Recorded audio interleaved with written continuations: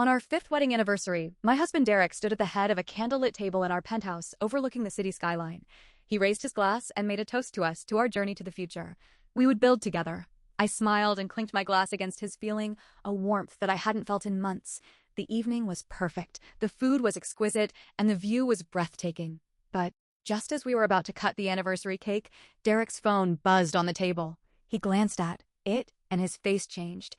He tried to hide it, but I saw the flicker of panic in his eyes. I asked who it was, and he said it was work, something urgent he needed to handle. But I had been married to him for 5 years, and I knew when he was lying. I excused myself to the bathroom, and instead of going to the powder room, I walked to the study where I knew he sometimes left his personal laptop open when he was distracted. I had never checked his devices before because I had trusted him, but something about that look on his face made me break my own rule. What I found on his laptop shattered everything I thought I knew about our marriage. There were emails between him and a woman named Vanessa, emails that went back over 2 years, emails where he called her my love and promised her that he would leave me soon. There were receipts for jewelry that I had never seen and hotel reservations for dates when he had told me he was on business trips. There was even a folder labeled Future Plans that contained a detailed timeline of how he intended to divorce me and marry her by the end of the year. I stood there staring at the screen, my hands shaking. I felt like I had been punched in the stomach. The man I had loved for 8 years, the man I had supported through his career struggles and celebrated his successes, had been planning to leave me for over 2 years, and I had been completely blind to it. I didn't confront him that night. I didn't scream or cry or throw things. I simply walked back to the dining room and finished my dinner, and when he asked if everything was okay, I said yes. I told him I was just tired and that I wanted to go to bed early. He seemed relieved, and I realized that he had been worried that I had discovered something, but he had underestimated me. He thought I was too, trusting, too naive to ever suspect anything. He was wrong. The next morning I woke up before dawn and lay in bed staring at the ceiling. I thought about all the years I had given to this man, all the sacrifices I had made, all the dreams I had put on hold to support his career. I had moved across the country for him. I had left my family and my friends. I had taken a job I didn't love because it allowed me to be close to him, and I had convinced myself that it was all worth it because we were building a life together. But we hadn't been building a life together. He had been building a life with someone else, and I had been nothing but a placeholder, a convenience, a stepping stone on his path to something better. I got out of bed and made a decision that would change everything. I would not be a victim. I would not be a footnote in his story. I would write my own ending. I hired a private investigator named Marcus, who had been recommended to me by a friend who had gone through a similar situation. Marcus was a retired police detective who had specialized in financial crimes, and he knew exactly how to dig into Derek's affairs. Within a week, he had compiled a dossier that was devastating. Derek had been siphoning money from our joint accounts for years, and had been using our savings to fund Vanessa's lifestyle, including her apartment, her car, and her extensive wardrobe. Marcus also discovered that Derek had taken out a hidden life insurance policy on me worth $2 million with Vanessa, named as the beneficiary, and he had been quietly moving assets into a shell company registered in Vanessa's name. It was clear that he had been planning to leave me for a long time, but he had been waiting for the right moment to maximize his financial gain.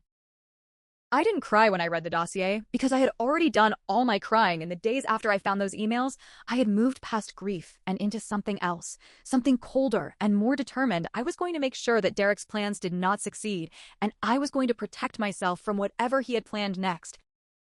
I met with a lawyer named Margot who specialized in high-stakes divorce cases, and she was as sharp as Marcus had been. She looked at the evidence and said, "You have enough to destroy him, but I need to know what you actually want." I said I want to walk away with my dignity and enough money to start a new life. I don't want revenge. I just want to be free. Margot nodded and said, "Good, because revenge will eat you alive. Freedom will set you free." Over the next several weeks, we built a legal strategy that would protect my interests without tipping off Derek that I knew what he was planning. We filed for divorce the day after I received the final version of Marcus's dossier, and Derek was served at his office in front of Vanessa and several of his colleagues. He had no warning, and he had no time to cover his tracks. The divorce proceedings were swift because I had all the evidence, and Derek's lawyers knew they couldn't win. They tried to negotiate a smaller settlement, but Margot was relentless, and she had the law on her side. By the time we reached a final agreement, I was awarded 60% of our joint assets, plus full ownership of the penthouse, and a significant sum in alimony. Derek signed the papers with a shaking hand, and when he looked at me, his eyes were red. He said, "Claire, I'm sorry I didn't mean for any of this to happen. I said, "I know you didn't mean for me to find out, but that doesn't change what you did." "Good luck, Derek. I hope you find what you're looking for." I walked out of the courthouse and I didn't look back because there was nothing behind me worth seeing. I had spent 8 years building a life with a man who had been planning to leave me for half that time, and I was finally free to build something new. The months that followed were difficult, but also liberating. I spent a lot of time alone processing everything that had happened, and slowly I began to heal. I started seeing a therapist who helped me understand why I had stayed in a marriage that was so clearly broken, and I started to forgive myself for the years I had wasted on someone who didn't deserve my love. I also started reconnecting with old friends who I had lost touch with during my marriage, and I was surprised to find that they had been waiting for me to reach out. They had seen what Derek was doing, and they had been worried about me. But they hadn't known how to help. They welcomed me back with open arms, and I realized that I had been isolating myself in a gilded cage without even knowing it. I sold the penthouse 2 months later and used the proceeds to buy a small cottage in the countryside about an hour outside the city. It was a charming old house with a large garden and a wraparound porch, and it had been built in the 1920s by a woman who had raised 3 children there alone after her husband had abandoned her. I felt a connection to that woman and her story, and I decided that I would honor her legacy by building a happy life in the home she had created. The cottage needed work, and I found that I enjoyed the physical labor. I painted walls and sanded floors and planted flowers and herbs. I learned how to fix a leaky faucet and how to repair a broken fence, and I felt a sense of accomplishment that I had never experienced in my marriage. I was creating something with my own hands, and it was deeply satisfying. I also started working again. I had been a freelance illustrator before I married Derek, and I had given up my career to support his. I had always regretted that decision, and now I was determined to rebuild my professional life. I reached out to old clients and contacts, and within a month, I had enough work to keep me busy and fulfilled. The work was creative and challenging, and I was being paid fairly for my skills. There was no one to answer to and no one to clean up after, and for the first time in years, I felt like I was living my own life rather than being an accessory to someone else's.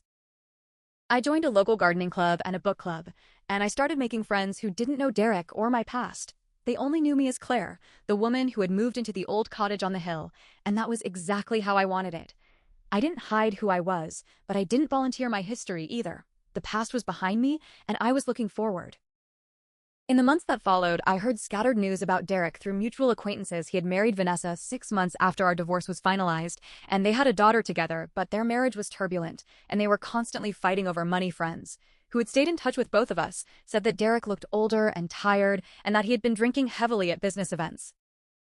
I didn't feel sorry for him because I had spent too many years feeling sorry for myself, and it had gotten me nowhere.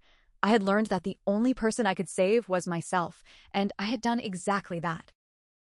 One afternoon, about a year after I moved into the cottage, I was working in my garden when I heard a knock on my front door. I wiped my hands on my apron and walked around to the front of the house, where I found a tall man with kind eyes and a warm smile standing on my porch. He introduced himself as Julian, and he said he had just moved into the house down the road, and he had noticed my garden and wanted to introduce himself. We talked for a long time standing on my porch about gardening and books and the history of the old houses in the area, and by the time he left, I had agreed to help him plan his own garden, and he had agreed to help me build a new bookshelf for my study. Over the following weeks, we spent a lot of time together working on our respective projects and talking about everything and nothing. I learned that he was an architect who had moved to the countryside to escape the stress of the city, and that he had been divorced himself a few years earlier. He understood what I had been through, and he didn't judge me for the choices I had made. He simply said, "You survived, Claire, and that takes more strength than most people understand." Our friendship slowly grew into something more.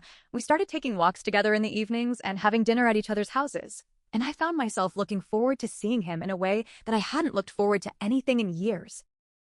One evening, we were sitting on my porch watching the sunset, and he took my hand in his and said, "Claire, I know we haven't known each other very long, but I feel like I've been waiting for you my whole life." I smiled and said, "I feel the same way." We started dating officially, and our relationship was everything that my marriage to Derek had never been. It was built on trust and mutual respect and genuine affection.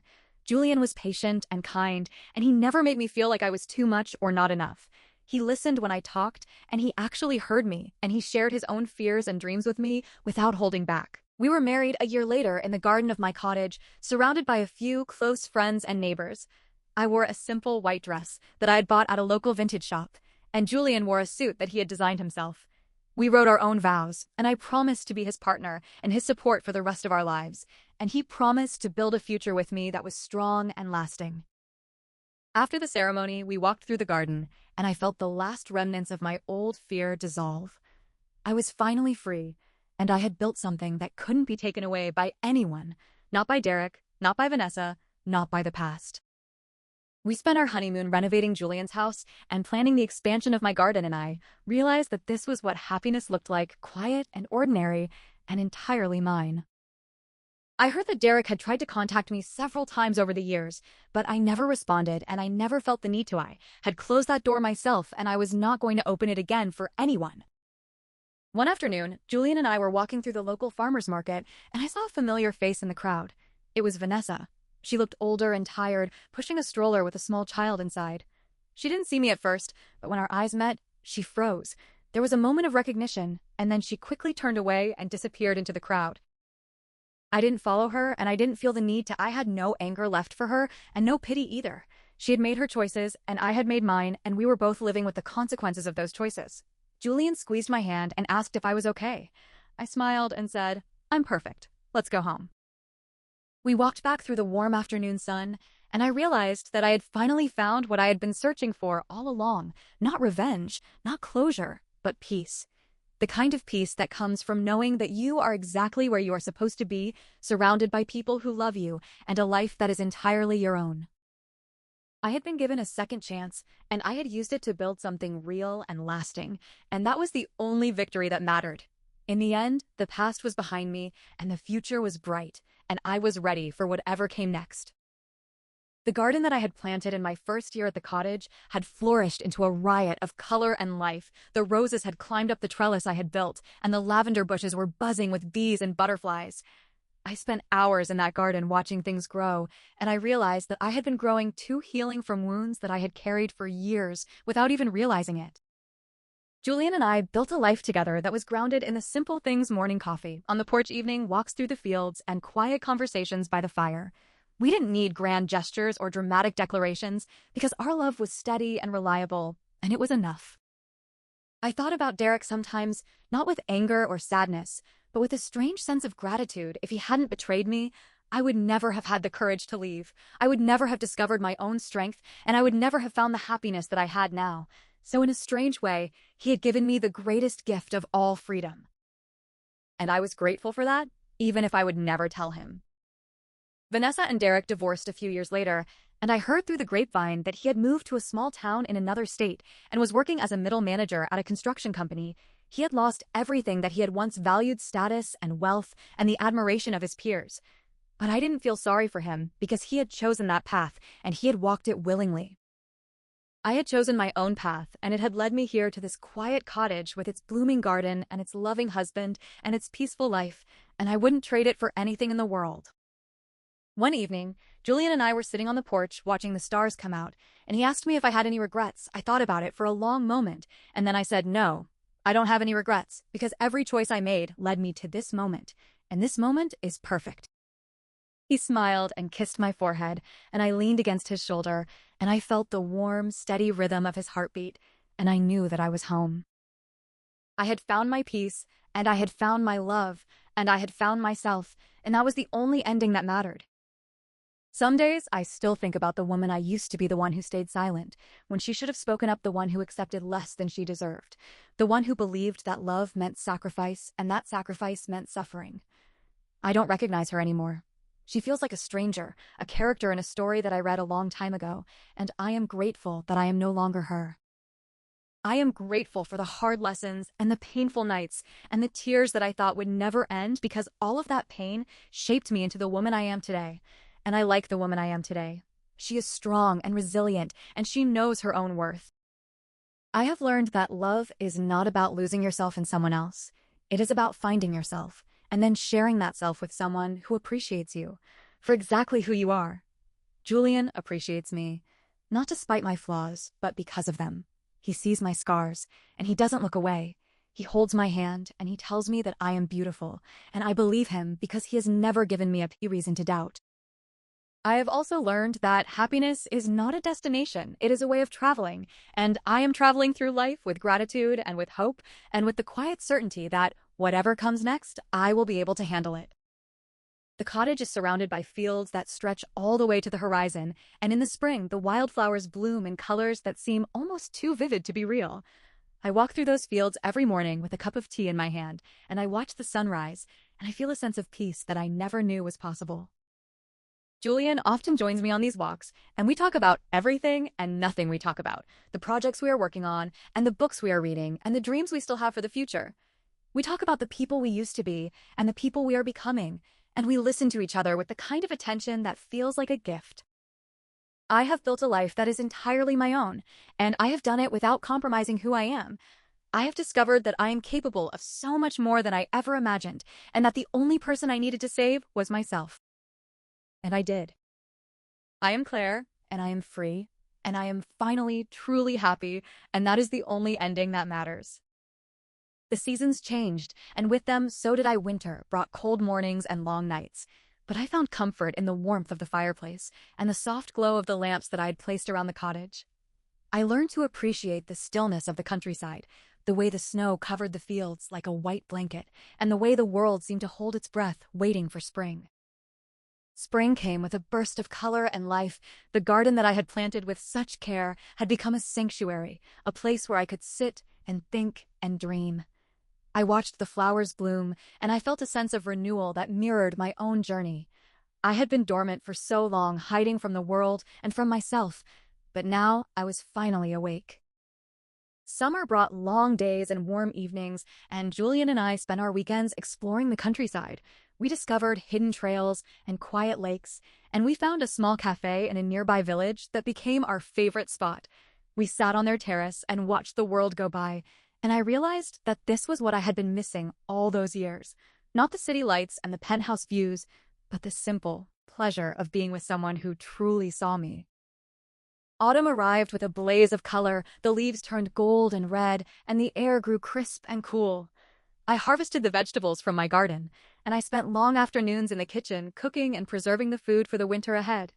Julian would come by after work, and we would cook together, and I found that I loved the easy rhythm of our life, the way we moved around each other in the kitchen, the way we laughed at our mistakes, the way we savored the meals we created together. I thought about Vanessa sometimes, not with anger, but with a strange sense of detachment. She had tried so hard to take my life, and she had succeeded for a while, but in the end, she had lost everything too. She had Derek and his money and his status, but she had never had his heart, and she had never had his love, and now she had nothing but regret.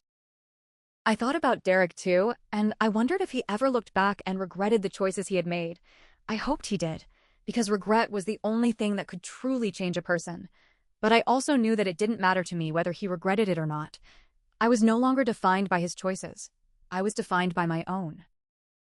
I started writing a journal at the suggestion of my therapist, and I filled page after page with my thoughts and feelings. I wrote about the past and the present and the future. I wrote about my fears and my hopes and my dreams. And with each page, I felt a little lighter, a little freer, a little more like myself. I also started painting again, something I had not done since college, and I found that the act of creating something beautiful helped me process the pain I had experienced. I painted landscapes and flowers and portraits, and I even painted a picture of the cottage that I now called home. I gave the painting to Julian for his birthday, and he hung it in his study where he could see it every day.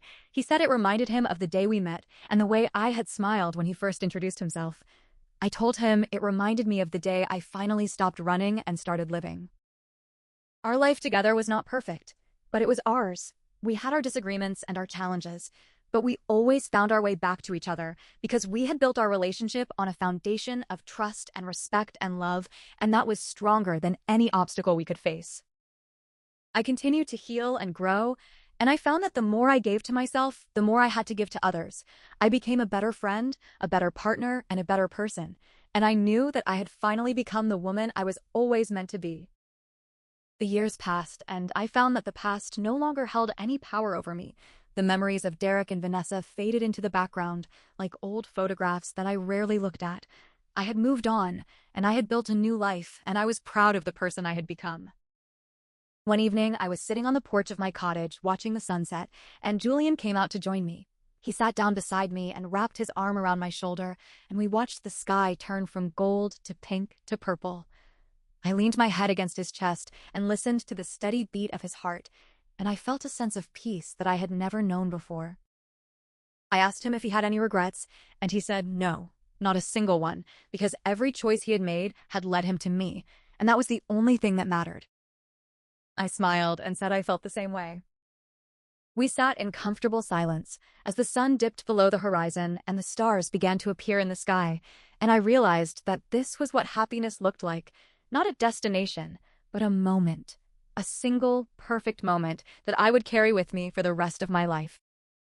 I had been given a second chance, and I had used it to build something real and lasting, and that was the only victory that mattered. In the end, the past was behind me, and the future was bright, and I was ready for whatever came next.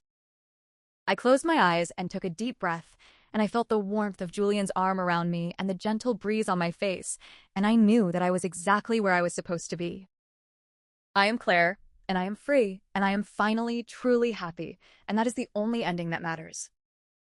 The story of my marriage to Derek taught me that love without trust is just a cage, and the story of my divorce taught me that freedom is not something you are given, it is something you take. I took my freedom with both hands, and I held on tight, and I never let go. I learned that I was stronger than I ever knew, and that I could survive anything, even the loss of the person I thought I could not live without. I discovered that there was a whole world waiting for me outside the walls of my marriage, and that I was capable of building a life that was richer and more fulfilling than anything I had ever imagined. I found love again, not the desperate, clinging love of my youth, but a quiet, steady love that asked nothing of me, except to be myself. Julian did not try to change me or control me or make me into something I was not. He simply loved me as I was, and that was the greatest gift anyone had ever given me. I also found peace, a deep, abiding peace that came from knowing that I had done the right thing and that I had nothing to be ashamed of. I had not failed my marriage had failed me, and I had had the courage to walk away and start again. I am proud of the woman I have become, and I am grateful for every step of my journey, even the painful ones, because they led me to where I am now, a woman who knows her own worth and who is not afraid to demand the love and respect she deserves. I still think about the past sometimes, but it no longer has the power to hurt me. It is just a part of my story, a chapter that I have closed and moved on from. I am writing a new chapter now, one that is filled with joy and love and hope, and I am excited to see what comes next. I know that whatever happens, I will be okay, because I have survived the worst, and I have come out the other side stronger and wiser and more resilient than ever before. I am Claire, and I am free, and I am finally truly happy, and that is the only ending that matters.